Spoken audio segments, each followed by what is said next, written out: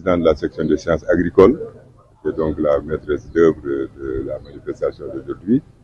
De facto vice-président de l'Académie et assurant aussi l'intérim du président qui n'est pas actuellement au Sénégal.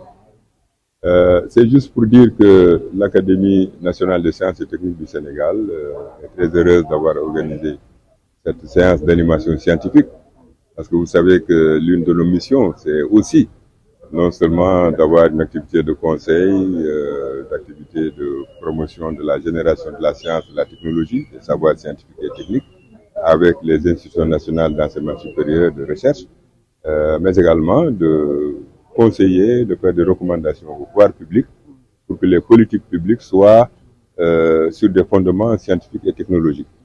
Mais également, notre rôle, c'est aussi de voir comment les préceptes, les résultats de la recherche sont appliqués et valorisés au niveau de la production. Donc, tout ce qui est opérateur économique, social et culturel, c'est également nos interlocuteurs. Notre rôle aussi, c'est de veiller à ce que l'opinion publique soit imprégnée des réalités scientifiques. Cette animation d'aujourd'hui procède de cette dynamique-là pour que nos populations, pour que tous les citoyens soient imprégnés de ce que la science, la technologie et l'innovation peuvent apporter dans leurs préoccupations quotidiennes et pour les aider à expliciter certaines notions fondamentales. Vous savez que maintenant on parle beaucoup de souveraineté alimentaire, on parle beaucoup des effets du climat, etc., etc. Et donc notre rôle, c'est aussi de nous positionner pour expliciter à l'opinion ces différents aspects. Qu'est-ce qui explique le choix de ces deux thèmes? Oui, d'abord c'est parce que, comme je l'ai dit, c'est la section des sciences agricoles. Donc, sciences agricoles voulant dire ici, agriculture au sens strict, élevage, pêche, développement rural, tout ce qu'on appelait environnement, etc. Donc c'est notre section aujourd'hui pour le compte global de l'Académie qui assure cette animation. Vous savez qu'à tour de rôle, chacune de nos 4 sections, l'Académie en a 4, au-delà de la section des sciences agricoles, qui justifie aujourd'hui la présentation sur ces questions de sécurité, de souveraineté alimentaire. Nous avons également 3 autres sections, la section des sciences de la santé, tout ce qui touche la médecine, la pharmacie, etc. La section des sciences fondamentales, appliquées et de l'innovation, donc toutes les sciences relevant de la biologie, de la physique, de la chimie, de l'écologie, etc. Et également une section des sciences sociales et humaines, donc tout ce qui est sociologie, économie, etc. Et chacune nationale qui a été, depuis 1987, qui a fait l'objet d'une résolution de l'OUA, pour que la journée de la renaissance scientifique de l'Afrique, qui a été une recommandation du Congrès des hommes de sciences organisé en 1987 à Brazzaville, sous l'égide de l'UNESCO, et c'est l'occasion pour moi de saluer encore le professeur Amadou Mokhtar Mbow, parce que c'est lui qui était à l'époque le directeur général de l'UNESCO. Il a donc senti la nécessité de mobiliser l'expertise scientifique africaine à travers un congrès des hommes de sciences à Brazzaville. Et ce congrès a, entre autres, abouti à une résolution que l'Union africaine a capitalisée pour faire de la journée du 30 juin, date de clôture de ce congrès, une journée de la renaissance scientifique de l'Afrique. Et depuis déjà plus d'une dizaine d'années, le gouvernement qui organise cette manifestation dans chaque pays a rétrocédé à l'Académie le soin d'organiser cette manifestation. Et cette année, encore sur proposition de notre section des sciences agricoles, le thème majeur va porter sur la souveraineté alimentaire. Et nous avons donc des experts qui vont venir faire une présentation globale, une conférence inaugurale, et il y aura d'autres experts qui vont intervenir comme on dit discussants, c'est-à-dire des gens qui vont faire des commentaires après la conférence inaugurale. Donc c'est l'occasion de vous informer, que déjà vous vous inscrivez dans vos calendriers. À la fin du mois de juin, nous vous indiquerons exactement le lieu et les dates précises sur la souveraineté alimentaire.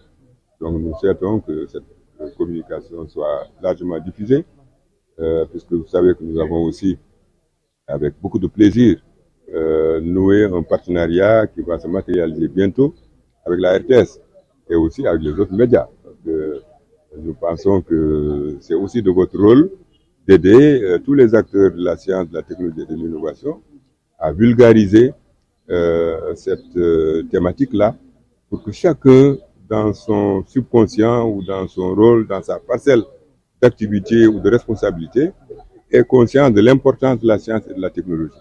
Parce que sans ces éléments-là, et bien sûr de l'innovation, sans ces éléments-là, il va être difficile de progresser. Et tous les pays qui se sont développés ont vraiment mis l'accent sur la science, la technologie et l'innovation. Et de ce point de vue, le Sénégal ne manque pas d'expertise qui a été même utilisée, exploitée ailleurs. Et des pays comme le Rwanda, le Mali, etc. Ce sont des Sénégalais qui les ont aidés à développer des politiques nationales en matière de recherche, en matière d'innovation, etc. Donc, nous pensons que notre rôle, c'est d'appuyer les pouvoirs publics, d'être à côté de nos interlocuteurs naturels, que sont les universités, les centres de recherche, etc. Mais aussi que les opérateurs économiques sachent que nous sommes là également à leur disposition pour aider à voir comment un chef d'entreprise peut accroître son chiffre d'affaires, augmenter sa productivité, etc. Et en s'appuyant sur les résultats de la recherche, sur les préceptes de la science. Moi, c'est professeur Salou Ndiaye, je suis professeur à l'ENSA, Université de Thiès. Je viens de prendre ma retraite.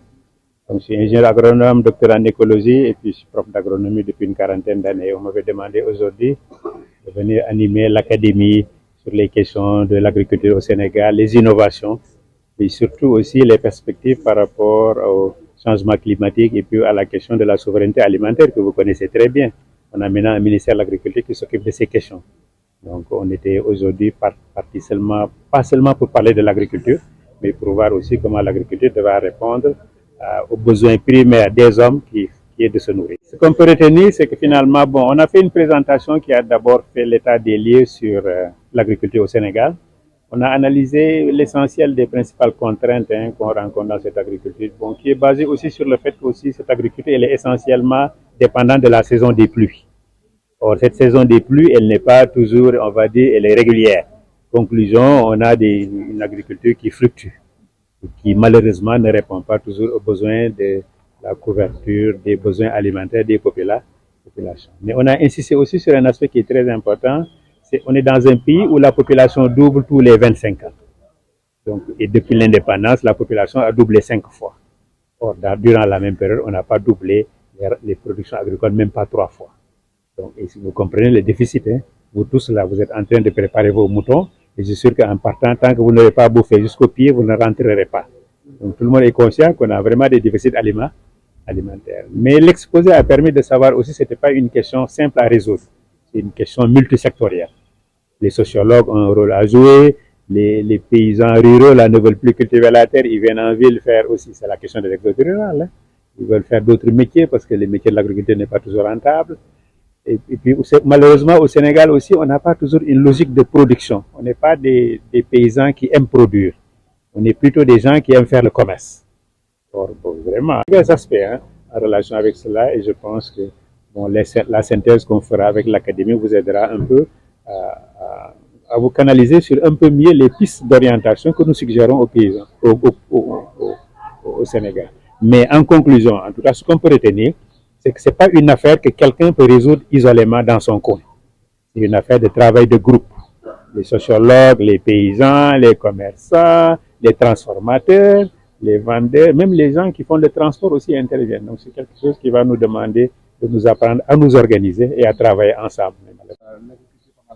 Je vais nuancer un peu. C'est 400 mm au total, mais bien répartis. Nous, le problème qu'on a au Sénégal, on a parfois des plus de 100 mm et la plante ne peut utiliser que 20. Je donne un exemple. Parce que le reste va ruisseler dans le fleuve, va tomber dans la mer, on est d'accord. Le gros problème que l'on a, c'est que parfois on a des saisons de pluie, on a des excédents de pluie, mais les pluies sont très mal réparties.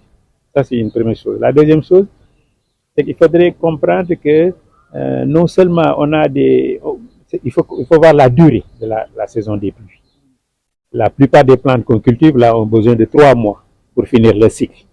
Or nous là, si on a même 500 mm et vous l'avez sur 2 mois et demi, c'est pas suffisant pour terminer le cycle des plantes. Donc il y a toute la question de ce qu'on appelle le nombre de mois de pluie, là, le nombre de jours de pluie.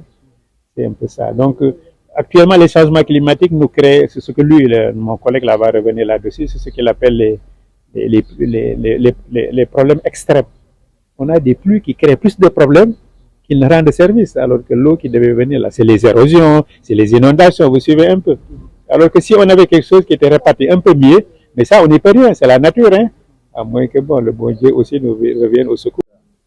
Non, c'est un constat, c'est pas qu'on explique. On était surpris de voir que quand on a fait un programme hein, sur l'analyse de la sécurité alimentaire au Sénégal, il y avait 3 régions qui sont 4, c'est Kolda. Alors que c'est la région la plus riche au Sénégal en termes de ressources. Moi, je vais à Kolda depuis 40 ans. Il y a Kédougou, c'est très surprenant. Matam, oui, mais Matam, c'est une région qui est un peu particulière, hein, pas beaucoup de ressources. Il y a Sédhiou aussi, hein, alors que Sédhiou aussi, les poissons meurent là-bas dans le fleuve, tellement il y a de l'eau. Alors que la banane, là, ils en font partout aussi. Bon, j'ai qu'une chose, il y a un peu aussi à des questions d'instabilité. Alors que bon, ça veut dire quoi? Concrètement, ces régions qui ont le plus de potentialité au niveau agricole n'arrivent pas à se nourrir. Bon, évidemment, bon, là, il faudra que l'État voie aussi à travers les ONG.